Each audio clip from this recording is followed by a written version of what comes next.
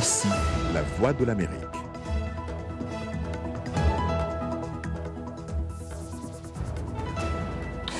Madame, mademoiselle, monsieur, bonsoir et bienvenue. Jacques Aristide avec vous, ravi de vous retrouver dans le monde aujourd'hui. Nous sommes le vendredi 3 juillet 2020 à la une de l'actualité ce soir. Nouveau massacre au Mali, au moins 30 villageois ont été tués par des hommes armés dans l'attaque simultanée de plusieurs villages d'Ogon dans le centre malien, un des principaux foyers de violence dans le pays en guerre. L'Ouganda accueille des milliers de réfugiés congolais qui étaient bloqués depuis fin mai à la frontière avec la République démocratique du Congo en raison de la pandémie du coronavirus. Au Tchad, la classe moyenne replonge dans la pauvreté, effet des mesures de confinement adoptées par le gouvernement pour lutter contre le coronavirus. Le président américain s'envole pour le mont Rushmore pour une soirée de feux d'artifice à la veille de la fête nationale du 4 juillet dans un pays durement frappé par la pandémie de Covid-19 avec un nouveau record de contamination.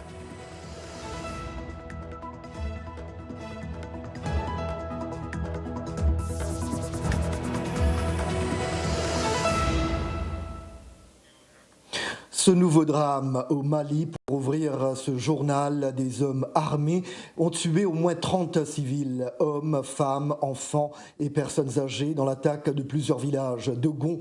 Dernier massacre en date dans le centre du pays, région en proie aux violences djihadistes et communautaires. Les différents comptes rendus des événements survenus mercredi dernier, mais vérifiés seulement ce vendredi, retracent un déroulement familier avec des villageois livrés à eux-mêmes en l'absence de l'armée. C'est dans le même secteur de Bankas qu'une trentaine de villageois avaient été tués mi-février à Ogosagou, où 160 habitants avaient déjà été massacrés un an plus tôt. Les violences ont pris un caractère communautaire accru, surtout entre Dogon et Peul. Ces derniers, souvent accusés par leurs voisins de soutenir les djihadistes, le groupe d'Amadou Koufa recrute prioritairement parmi les Peuls.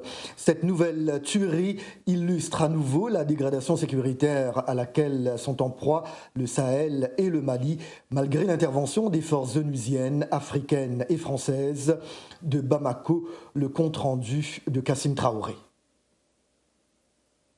Cette attaque qui a concerné 4 villages dans le cercle de Bankas ne surprend guère dans la mesure où on assiste actuellement à la présence de groupes d'autodéfense, qu'ils soient Dogon ou Peul, et c'est pour cela que souvent il y a des règlements de compte. Les villages qui ont été attaqués dans le cercle de Bankas disent qu'ils ont été attaqués par 4 pick-up et aussi des gens qui essaient de tricycles. La paire a gagné les populations de différentes localités attaquées, dont des villages qui sont distants de 2 à 3 km. C'est pour cela que les populations, après le passage des assaillants, ont constaté plus d'une trentaine de morts. Des victimes parmi lesquelles on peut citer des vieillards, mais aussi des femmes et des enfants. Les assaillants n'ont pas épargné aussi les animaux et les greniers. Ils ont mis le feu à tout avant de quitter la localité. La population se trouve aujourd'hui dans une confusion totale dans la mesure où ils ont fait appel à l'armée malienne qui n'a pas répondu tôt au moment où il y avait les assaillants. C'est après les dégâts que l'armée est arrivée sur le terrain. Ce matin, dans les localités concernées, les victimes ont été enterrées au village de Gouari où Youssouf Toussougé, l'un des notables, nous a fait savoir qu'aujourd'hui, il déplore l'inaction de l'État malien à travers l'armée. L'armée, une armée qui n'arrive jamais à temps, alors que cette même armée a un détachement dans la circonscription électorale de Bankas. Elle a dit qu'elle ne pouvait pas faire le déplacement dans la mesure où elle n'avait pas de moyens adéquats pour faire face à ces groupes. Les groupes d'autodéfense aussi qui sont dans la zone disent aussi que le nombre des assaillants était tel qu'ils ne pouvaient plus faire face et ils ont été obligés de se chercher. Aujourd'hui, dans ces localités, on sait que c'est très difficile pour assurer la sécurité car les populations ont toujours demandé la présence de l'État, la présence des forces armées de sécurité, mais aujourd'hui, tout porte à croire que sans sécurité, ces populations ne pourront pas amorcer l'hivernage qui commence avec des grosses pluies dans la zone. Bamako, Kassim Traoré, VOA Afrique. Nouvelle tragédie au Niger également. 5 villageois ont été tués. Ngaroua, Ghana, dans la commune de Gesgekou, proche du Nigeria. L'attaque perpétrée mercredi dernier a été attribuée au groupe nigérian Boko Haram. 4 autres personnes ont été blessées.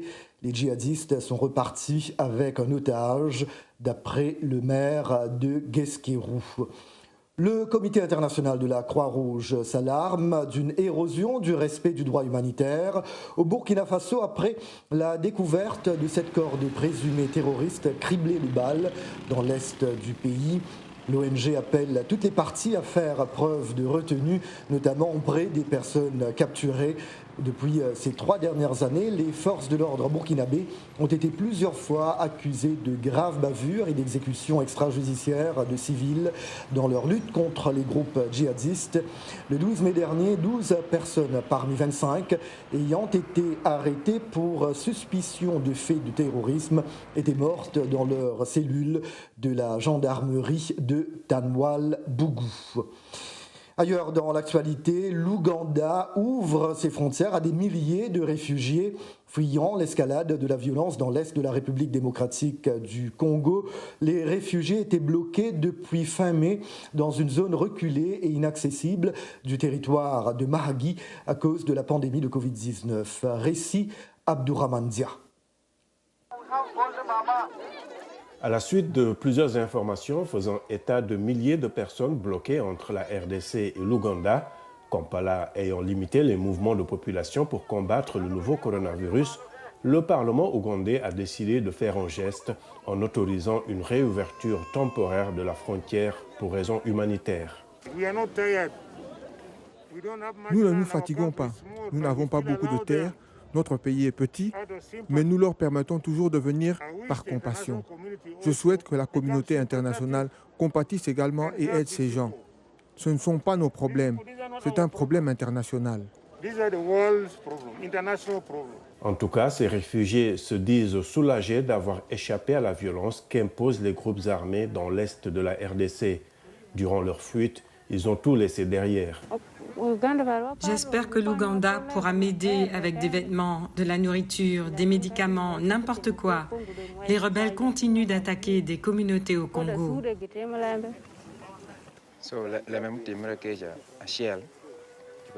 Quand la guerre a commencé, nous ne savions pas ce qui se passait. Un matin, je me suis réveillé et j'ai vu les maisons des communautés voisines incendiées et les rebelles attaquaient les gens avec des machettes et les tuaient. J'ai décidé de fuir parce que nos voisins ont été tués. Ils ont détruit nos récoltes et tué nos animaux. L'Agence des Nations Unies pour les réfugiés a déclaré qu'elle travaillait avec le gouvernement ougandais et ses partenaires pour assister ces réfugiés et assurer le dépistage et la prévention du Covid-19 à la frontière. Nous aidons bien sûr dans l'hébergement et le dépistage du Covid. Comme vous le savez, on est dans une situation spéciale. C'est la première fois que des gens traversent la frontière dans le contexte du Covid. Nous devons être intelligents pour tout mettre en place quant au dépistage du Covid et d'Ebola. Comme vous le savez, il y a encore des cas d'Ebola en RDC. L'équipe fait de son mieux pour être prête. La pandémie de Covid-19 sévit au moment où le HCR fait face à de sérieux problèmes de financement de ses opérations sur le terrain. Vers un nouveau président de la commission électorale en RD Congo, le Parlement a entériné le choix de Ronsard Malonda, l'actuel secrétaire exécutif de l'organisme, ce qui provoque ce vendredi la colère des ONG pro-démocratie à l'unisson des églises catholiques et protestantes. La décision doit être envoyée au chef de l'État, Félix Tshisekedi, pour investiture par ordonnance présidentielle. Des ONG ont qualifié de provocation le choix d'un cadre de l'équipe de Corneille Nangaa, président sortant de la commission électorale. Direction le Tchad pour parler des effets de la pandémie du nouveau coronavirus sur l'économie. Pour stopper la propagation de la maladie, le Tchad a fermé ses universités, écoles, lieux de culte et certaines entreprises. Même si ces mesures ont été moins strictes que dans les pays voisins, on a pu observer que la plupart des commerçants peinent encore à joindre les deux bouts. Voyons cela dans cet élément relaté par John Linden. Dans la grande cour d'allée d'un restaurant d'N'Djamena abandonné par ses clients depuis que le Tchad a adopté mi-mars des mesures de confinement pour lutter contre le nouveau coronavirus, un seul salarié fait désormais le travail de toute une équipe à la cuisine et au comptoir. Le propriétaire, Ndjiya Gali Ramsès, a dû mettre la plupart de ses 7 employés à la porte et doit aussi veiller à ne pas propager le Covid-19 chez ses quelques clients qui fréquentent encore son restaurant. À nous maintenant d'être conscients sur les mesures barrières. On dépose le dispositif de lave-mains, ils entrent, ils lavent les mains, il a son petit truc, à l'angle il est à seul ou à deux, il mange et puis continue. Et ça, on peut dire qu'on peut gagner quelque chose. Mais tel que c'est parti, moi ça fait déjà une semaine. Ça fait déjà une semaine, il y a 2 jours où on n'achète rien, on continue. La personne dit qu'il ne peut pas faire emporter. Les fonctionnaires et les employés qui se donnaient rendez-vous dans cet établissement situé sur un des principaux axes routiers de la capitale tchadienne ou dans les autres restaurants du quartier commerçant de Gassi ont déserté le Petit Bassam, également appelé chez Ramsès. Et Ramsès n'est pas le seul dans cette situation. Saleh Idriss Moussa, qui dirige une petite affaire, a vu son business battre de l'aile. Beaucoup de petites entreprises se sont fermées à cause du Covid. Mais nous, aujourd'hui, Sombra, nous tenons difficilement la situation. On a des charges, on a des employés qui ont aussi des familles. Et pour la plupart des commerçants et les employés qui constituent la classe moyenne d'N'Djamena, impossible de compter sur un quelconque système de solidarité nationale ou sur des économies personnelles. Dès le lendemain de l'annonce du premier cas de coronavirus, le 19 mars, le gouvernement tchadien avait ordonné une série de mesures relativement strictes pour le pays. À ce jour, les autorités disent n'avoir détecté que quelques 900 cas de contamination, mais déplorent officiellement au moins 74 décès pour un peu plus de 15 millions d'habitants. Ici aux États-Unis, le président Donald Trump se rend ce vendredi au mont Rushmore pour une soirée de feux d'artifice qu'il espère être un moment d'unité dans le pays qu'il peine à rassembler.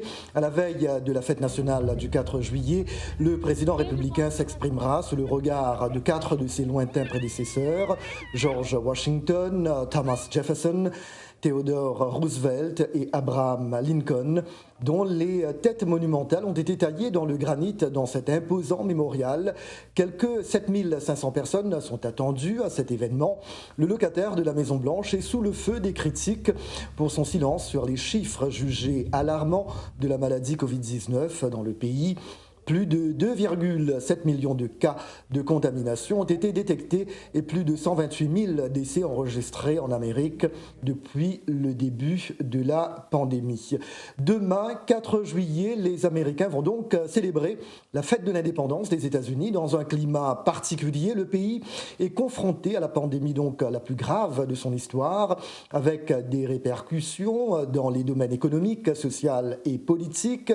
En effet, 2020 étant une année électorale, les protagonistes, tant démocrates que républicains, ne manquent pas de faire référence à cette situation de crise pour asseoir leur position face à l'électorat. John Linden a abordé ce thème avec l'analyste René Lake, ici à Washington. René Lake, bonsoir. Bonsoir, John. Que signifie le 4 juillet ici aux États-Unis pour les Américains? Écoutez, le 4 juillet, c'est la commémoration de l'indépendance des États-Unis par rapport à la Grande-Bretagne. C'est 1776 et donc 244 ans, il y a 244 ans. Et c'était en réalité la déclaration d'indépendance a été signée le 2 juillet. Et bon, il y avait un certain nombre d'activités et d'événements jusqu'au 4. Donc, c'est la date du 4 juillet qui est retenue comme date officielle. Et c'est vraiment un moment important pour les États-Unis parce que c'est l'acte constitutif de l'Amérique moderne telle que nous la connaissons aujourd'hui. Alors, sauf que cette année, cette fête sera marquée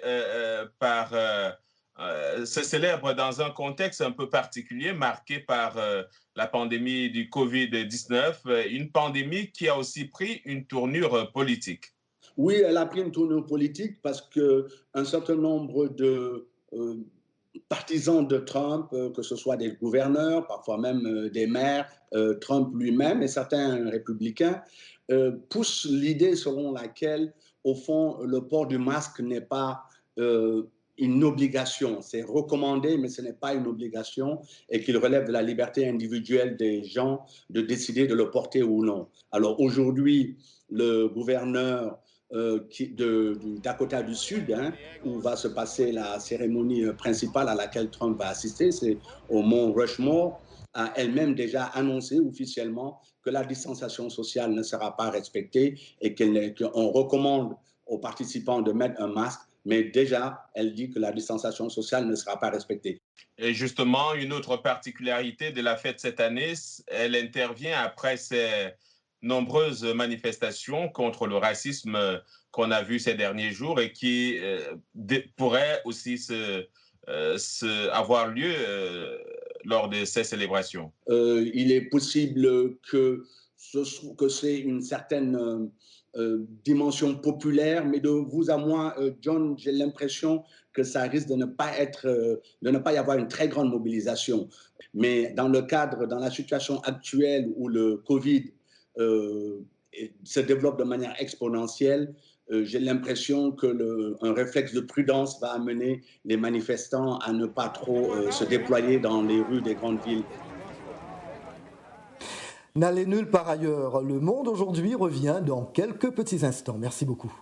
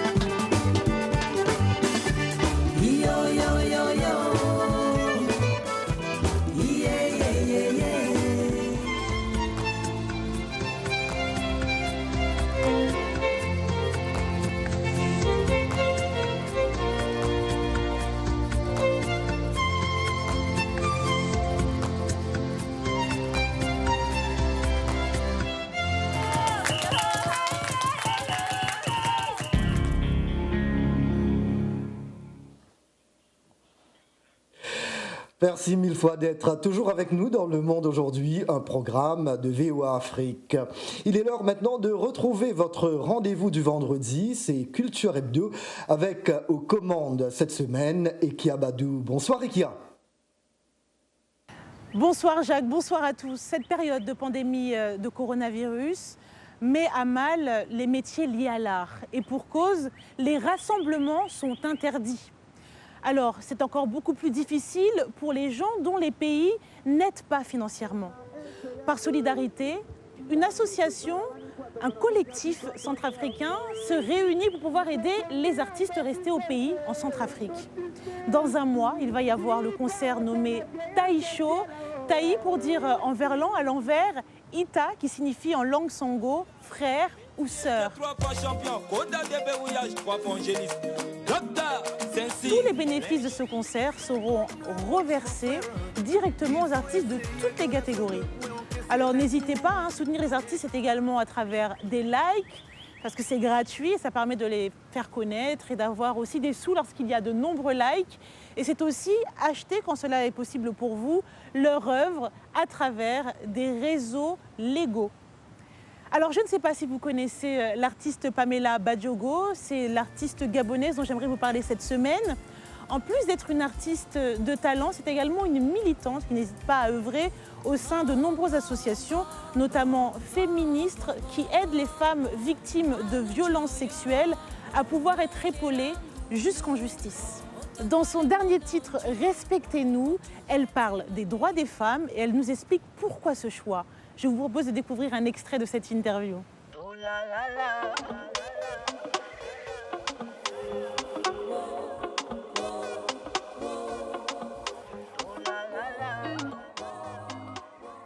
En fait, Respectez-nous, c'est une chanson qui dénonce. Comme vous le savez, elle dénonce les discriminations.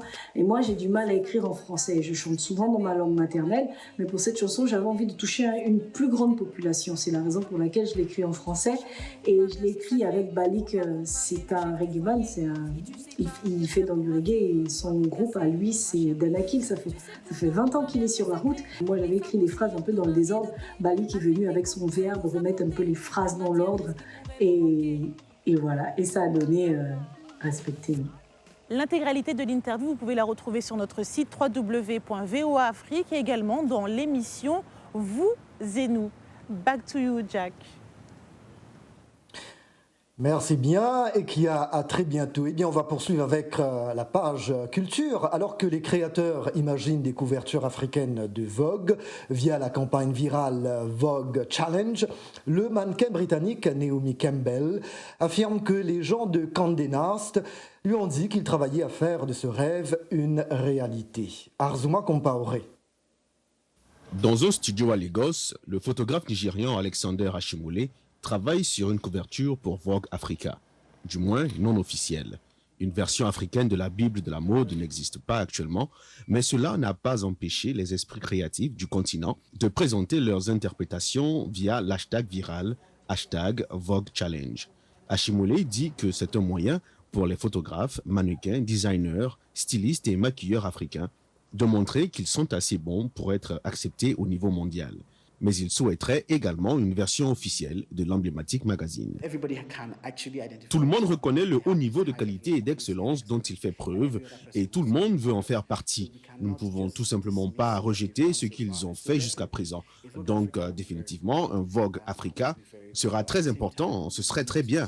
Mais en même temps, nous devons commencer à mettre plus d'énergie dans nos propres plateformes et nous assurer que nous en avons, que nous racontons nos propres histoires nous-mêmes. Et le rêve d'un Vogue africain pourrait devenir réalité.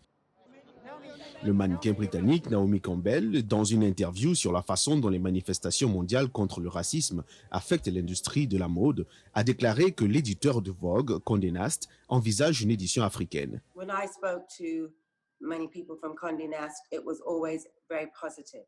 Quand j'ai parlé aux gens de Condé Nast, c'était toujours très positif. Il n'y avait jamais un sentiment de non, nous n'en voulons pas. C'était juste comment faire, est-ce que c'est par pays ou comment? Vous savez, il y a 54 pays sur notre beau continent. Alors, comment le faites-vous? Le nord, l'est, le sud, l'ouest, chacun voudra sûrement le sien.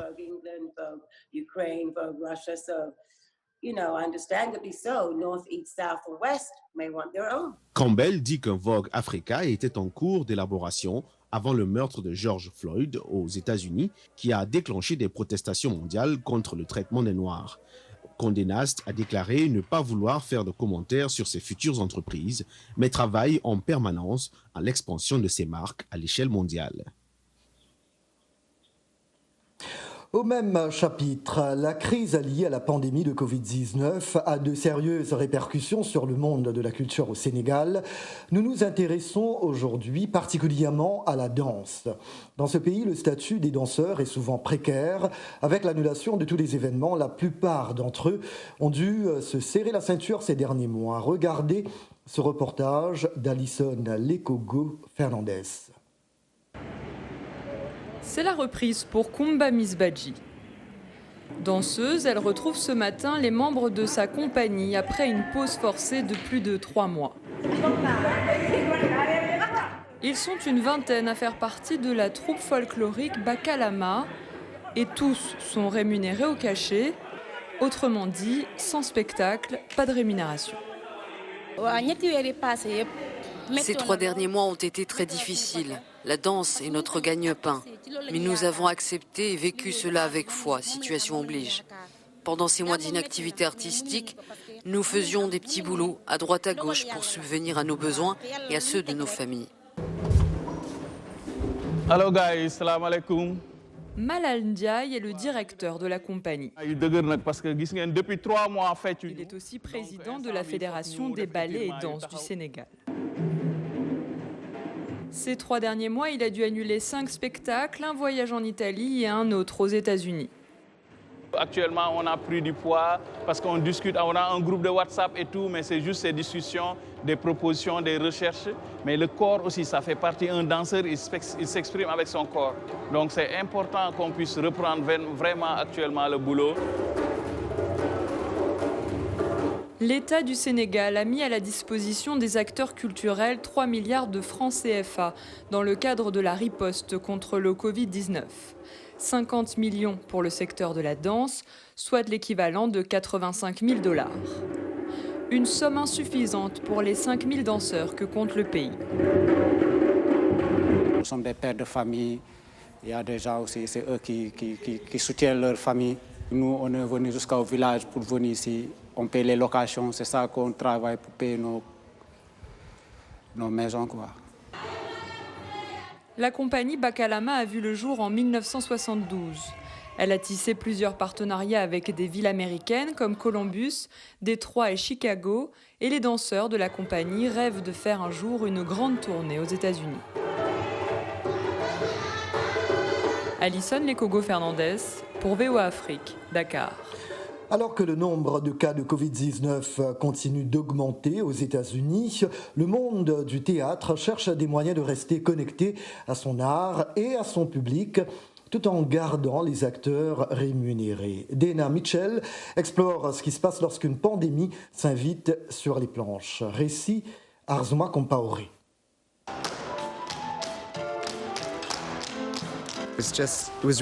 C'était vraiment bouleversant. Je connaissais des gens qui étaient en pleine production ou dont la saison venait d'ouvrir. Ils n'ont eu qu'une nuit. La soirée d'ouverture était leur soirée de clôture. Le Covid-19 a frappé durement l'industrie du théâtre. Alors que les cas augmentent aux États-Unis, de nombreuses productions de Broadway et de théâtre régional sont reportées au printemps 2021, peut-être plus longtemps. Dans le théâtre américain, nos publics ont tendance à être plus âgés et ils tombent donc dans la catégorie à haut risque. Le public attend d'avoir le sentiment qu'il peut aller au théâtre et ne pas risquer de mourir. De nombreux théâtres régionaux, comme ceux de la baie de San Francisco, sont à but non lucratif et fonctionnent avec des budgets serrés. Ils s'appuient sur leur ingéniosité pour être à la hauteur de l'adage qui dit « le spectacle doit continuer ». Parce que nous sommes des théâtres à but non lucratif, de notre point de vue, il s'agit plus de la diffusion de ces histoires, de la création de ces expériences pour notre public. Elizabeth Carter produit une version moderne de King Lear.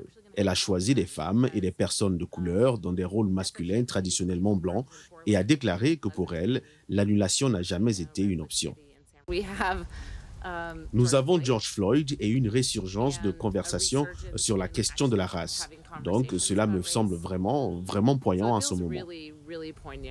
Bien que cela n'ait pas été sans défi, Carter dirige désormais l'ensemble des acteurs à partir de son ordinateur portable. Ils ont tous des écrans verts et des kits d'éclairage et toutes ces choses dans leur maison. Pour nous, nous construisons le navire pendant que nous pilotons.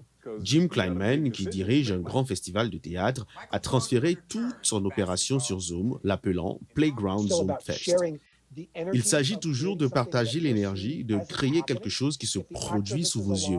Et si l'acteur manque une ligne ou si un flou technique se produit et que l'arrière-plan virtuel ne clique pas, eh bien c'est comme quand un signal lumineux ou un signal sonore est manquant. Et nous continuons à jouer. Tout le monde admet que le spectacle en ligne ne remplace pas le direct.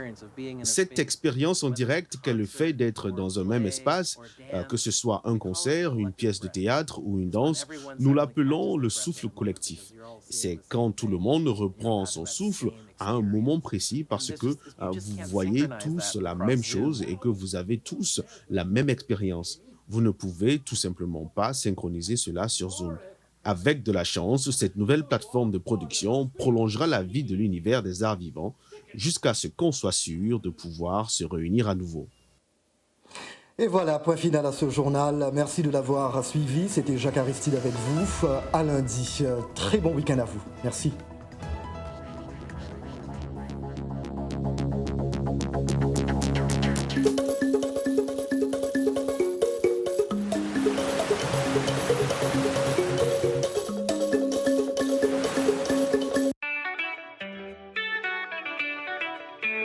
Alama.